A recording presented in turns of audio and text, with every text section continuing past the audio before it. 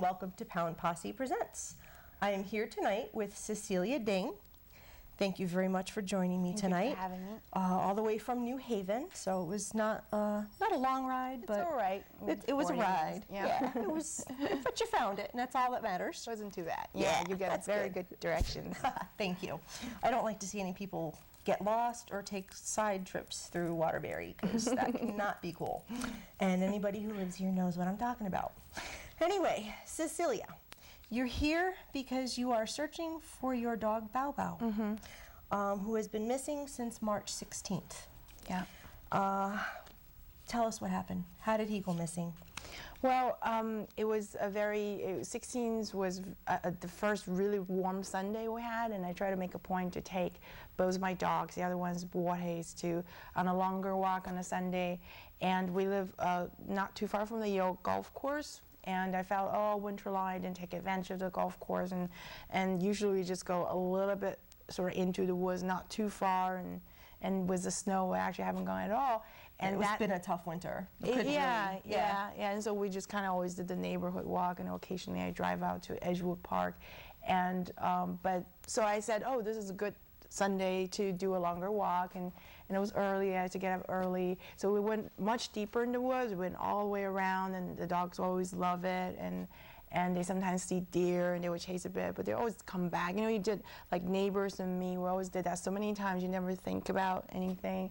And so we went all the way into the golf course and almost crossed the golf course, but I actually was just gonna, the way the golf course is that you would go into the woods and then you hit the golf course and you just go out the main gate. But, and then of course there was a lot of deer because it was really warm.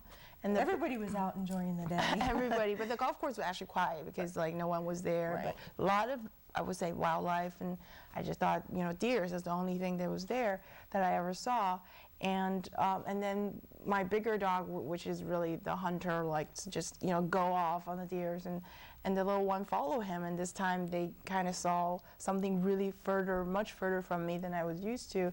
And they crossed the little stream, but it's still within the golf course, right on the edge of the greens of the golf course. And then, you know, I saw him probably about, I'm bad with like measurement, but you know, I probably can walk to where he was in like 5 minutes or 3 or 4 minutes. But, and then I saw Baobao trying to come back, but there was a little ditch or something that he couldn't really cross. And then I started going over there. I said, "Oh, I gotta go, you know, pick him up because he's the baby." Oh, you're being a big baby. Yeah, I'll come get you. Yeah. And you know, and then I went over there and I couldn't find him because there was a lot of thistles, a lot of trees, and I just started searching, started calling, and then soon the big dog came back, and I just, you know, I walked around for the next half hour, just couldn't find him. But it was an area we never really go to, so I felt maybe he lost his direction. So yeah. And then I went home right away, and you know, got Nick, and we started searching together, but you know, for the rest of the day, we just couldn't find him. Yeah. Wow. That's like almost like he vanished right before your very eyes. Yeah. It was just you know, it was very strange, and. But it was an area he wasn't familiar with, and I felt maybe he started walking in different directions because he lost him. Because he's, you know, pugs don't have the best sense of like smell among dogs, you know, because of their nose, and he's sort of a pug in the Pekingese mix, you know, very yeah, you flat can see it when you say. And we'll show some pictures, but you can kind of see that mix very clearly in his face. Yeah. So that's like, you know, and of course you.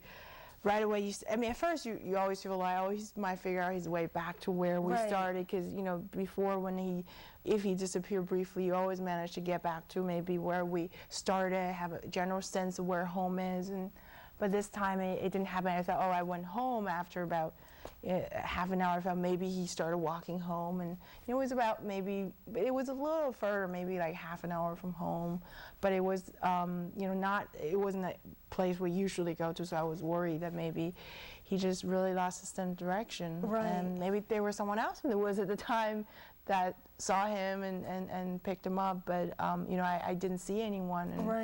And it was a very nice Sunday, though. You know, I wouldn't be surprised maybe other people also thought like me wanted to go out for a walk. Yeah, anything's possible. Zach, can we pull up the lost poster? And that's Baobao. That's his lost poster. You can clearly see the mix in his face. You really can. And this is actually from a couple, I would say probably 2-3 years back. This was taken indoor. So I noticed that we have another photo that you might have that's a little bit lighter, because his fur looks much lighter outdoor, and under this light it's a little bit darker. I noticed the difference. But yeah, and he was also a little bit chubbier back then. But now I try, with pug, they tend to get fat. So I try to control his weight a bit, and so I think he's a little bit skinnier, a little slimmer, but not hugely. Just that's the shape they have. And he's a very handsome little guy. All right, Zach, we'll take the camera back. I just wanted to get that picture up there so people can get, know who we're talking about. So what steps have you taken? What ground have you covered? What have you done in your search for him? Right, and before I came here, I sort of made a list, because there were so many things. I mean, right away, it was right away. First, you panic, right? Of course. And then I started. First thing I did is I made flyers. And tape around the neighborhood, check the map, print out a map of the course and see where the course could lead to, and then sort of go around that. And first my own neighborhood, and I printed, first it was black and white flyers, and I realized color would be better, and then color. Always much better, because you see the actual markings on the dog, and it's more eye-catching. Yes, for people as they go by. Yeah, so I did a little bit of that myself, and then I posted, and I went online, and I started to, I think what happened was then people began to see the flyers, and and they called me, and that's when I started getting a very core group of animal lovers who always volunteer, and I was very amazed, and during this whole search I was very grateful that there's a community out there that you never knew existed until you were in trouble. Exactly. And they just call up, and at first you're not quite sure what's going on, but then you realize they're really genuine, just really kind of interested in helping. There really are some very good people out there when it comes to a lost dog, because we all know how we would feel, and we can empathize, and we can feel your pain, yours and other people who lose their dogs.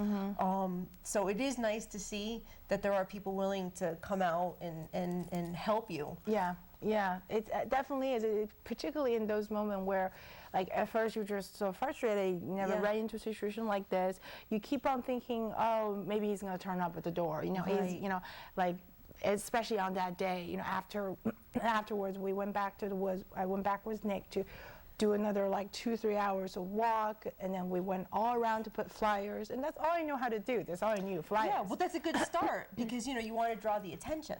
You want people to know, as soon as possible, in the area where he's missing, or any dog is missing, that he's missing. Yeah, and I figure, maybe he would turn up one of those homes that back onto the woods, and they'll see my flyer. Right. And a couple days goes by, and actually at first there was a little bit of, I had a few calls, but unfortunately there's another dog in the neighborhood that looks really like him, and I have seen him before as well, so I know, and his owners do let him kind of wander by himself. So, and then I got calls for that dog, and then, you're kind of wondering, then you try to go out, and then you realize that's not your dog, because you know the location where that dog usually is. And that's got to be such a letdown, because you get that call and your hopes go up, and you think, oh my God. And that's really, really frustrating. And I remember maybe it was the second or third day where you felt like you did all the posters you can, and then, you're kind of at a loss. And I remember I was kind of lying in bed, kind of depressed, and I got a call, and then it was one of the first volunteers that contacted me, Carol, and she started saying, oh, I do this to help people, and at first I wasn't really sure, what they're doing, but then as you go along, you realize they're very, it helps that they're very kind of calm and patient. Right. It grounds you. Oh yeah, especially you're kind of panicking, and then that's where I started learning about all these resources out there, and that's where I have this I have a 6-page Excel sheet of all the things you could do that I learned on the resources they told me about, the missing pet partnerships, doing the big neon posters, calling, like going to the schools, are surrounding our area, email the PTA, going on their Facebook.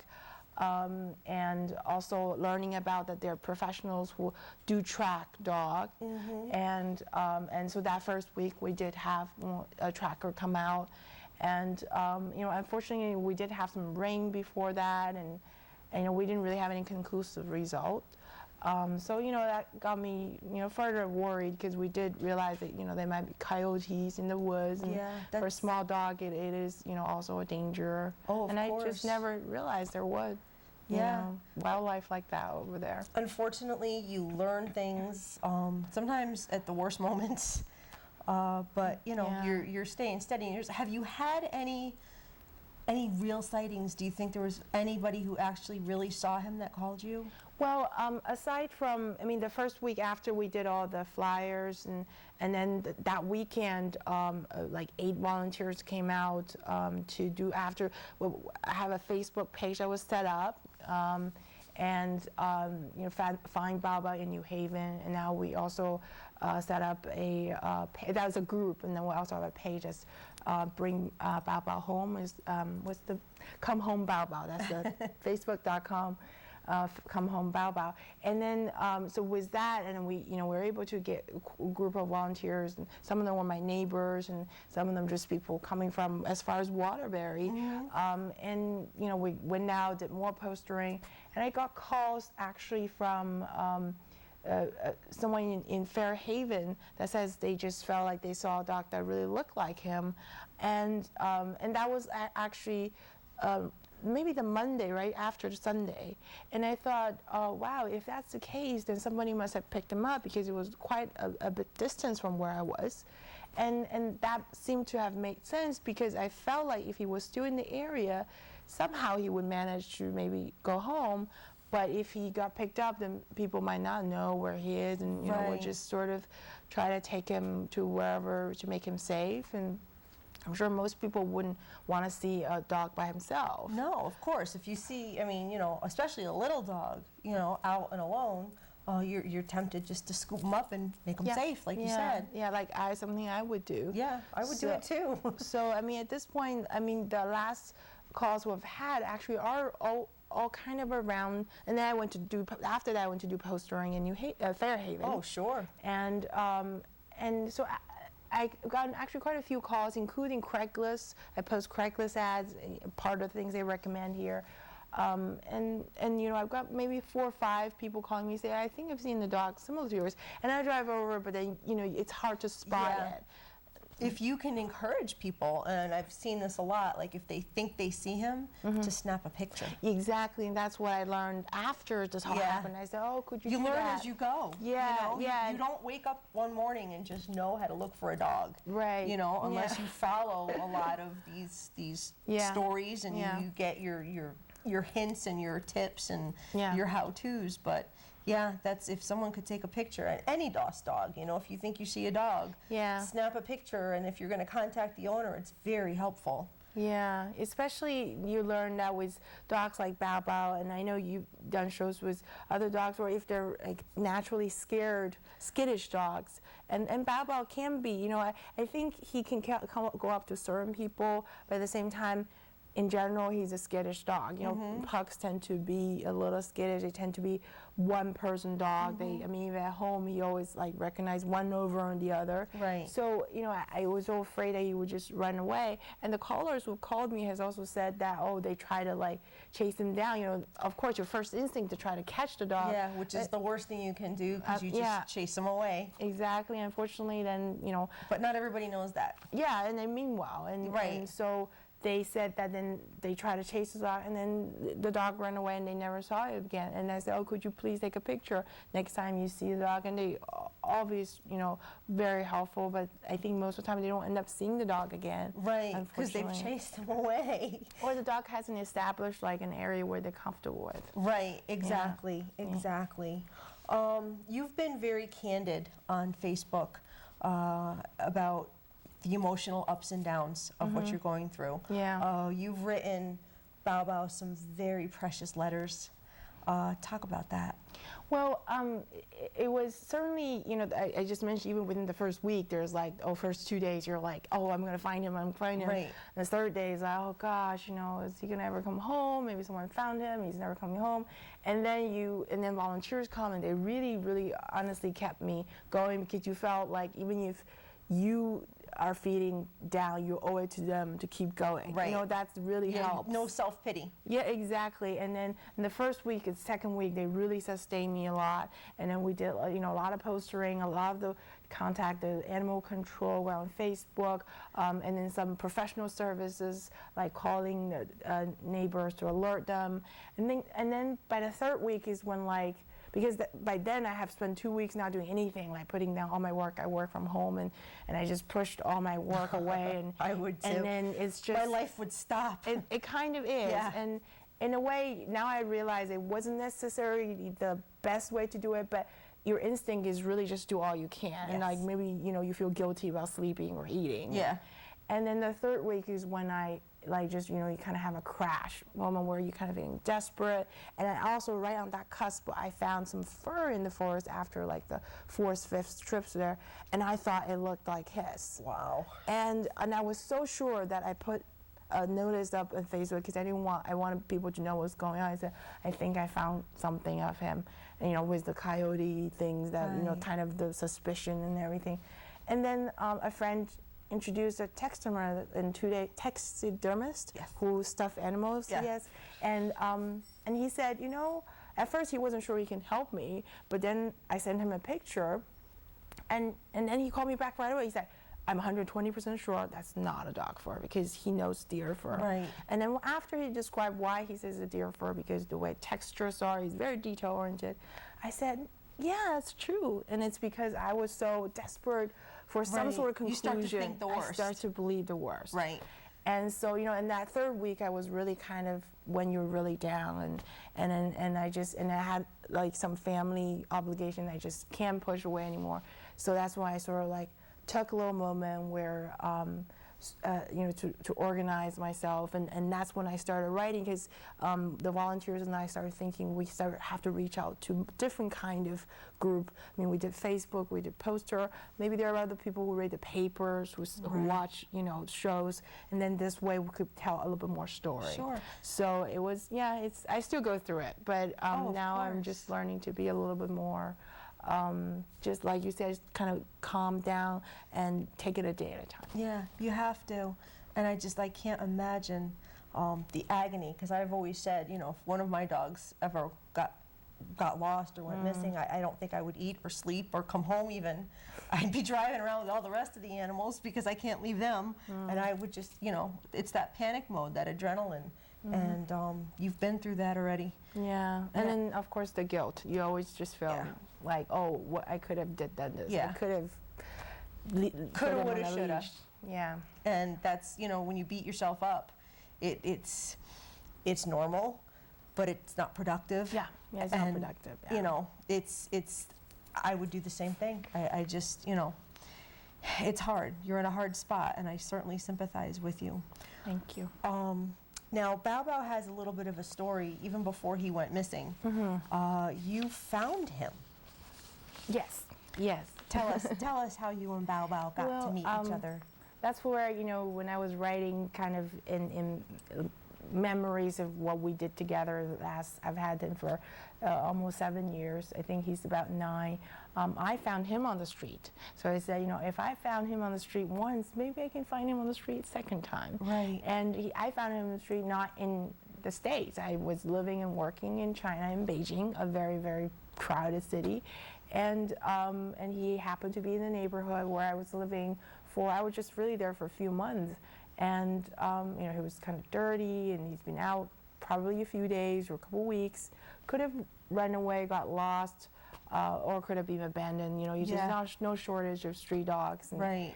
And he was kind of skittish. You know, he was smelling different dogs, trying to figure out where he is, but he wouldn't go up to people even though people would try to feed him. There was people who would try to take him, but he ran away. And somehow when I talked to him, he just came up. So, like, you know, the way I talked to him was just squat down and talk softly. I made up a name for him, which is Baobao, which means baby in Chinese, a very common name. And then he just came up. So I felt like, you know, and I tried to get him adopted because I had another dog. I didn't feel like I could take it. I had a little tiny room. But he ran back, like, after a day. So He picked you. So I felt like, you know, he's meant to be my dog, and, you know, I just hope if he were still with me, he could have a few more years, you know. Right. So, yeah, that was the story. So, you know, there's hope then that he survived on the streets before. Yeah. And perhaps Yeah. he will survive again until you find him. Yeah, You know, I hope so. That would be the happy ending. Yeah. Now you still are in search of help as far as hanging posters. I mean, anybody who's got like the crew of trying to find a dog can always use people to hang posters. Yeah. And you know, support network and to join the Facebook page and everything. Yeah. So if there's anybody out there who is in the New Haven area or Fairhaven, as you said, Yeah. Yeah. or willing to make the trip, by all means, we'll give the phone number. You could use the help. Yeah, absolutely. And usually is a lot of the people are just spending time online, where we all spend a lot of time on the computer, and just, you know, 5 minutes of sharing every day helps a lot, because you never know who, you know, the 6th degree of connection, everybody's connected to a different group, and it's really helped. And the few times that we've had volunteers come out, usually I'm very grateful that they come out. and try to limit the time to maximum 2 hours, because especially if we have more people, you know, You can sometimes cover a lot of ground in 2 hours if you have a good number of people. we end up just having, like, maybe each group of 2 people hang up 4 or 5 posters, and that's all. And and it's, you know, always helpful. And I wanted to just make sure, you already mentioned this is I don't know if it's easy to see this, but it's find facebook.com, come home Baobao. Okay. It might be a bit small on the screen, and the other one is the group where people can join. I wanted to mention that this is for other lost dogs as well, so that because people will call me about dogs that might not be him, and I'm perfectly happy to find other dogs that might be living on the street. Sure, if you're out there looking, you can keep your eyes open for somebody else. Exactly, and then if we save another dog that's a Baobao, I'm just as happy. Yeah. And you know, if you followed Amy's story, she was finding no end of dogs. Yeah, it happens to all of You know, us. it does. You know, Andy, Timmy, there's like a whole bunch of dogs out there that, you know, there have been other dogs saved because that dog is lost. Absolutely, and it happens to, exactly. It happens all the time. I follow other people's stories as well, and the other group that was created earlier was called Find Baobao in New Haven. That's actually a group, and the other one is a page. The page is where you know, more people could post things about different dogs, and then the group was dedicated to volunteers who help Baobao. And those 2 pages are posted, or they will be posted. I know the one is, but not the other. The group isn't, on the Pound Posse Presents page. So if anybody wants to check that out, you can check out my page and find the link. Yes. Zach, let's pick up those pictures and show them, and we can talk about those for a few minutes. There again is the poster. Now your number is right there. It's 857-452-7202. So if anybody's in that area and wants to take that number down and put it in their phone just in case, that'd be a great thing. Yeah, and these posters are all on on Facebook, so they could also Yep, just and you go can and share see the posters, and there's that's an adorable little picture right there. That's Baobao with your other dog? Actually, no, that's another dog I temporarily fostered when I was still in Beijing. Okay. And for a while, I tried to adopt her, but her own mother wouldn't let her go because she loved her too much. But I just felt like they were lovers, and they're kind of similar. And Baobao loved to sunbathe, so he's always in the sun.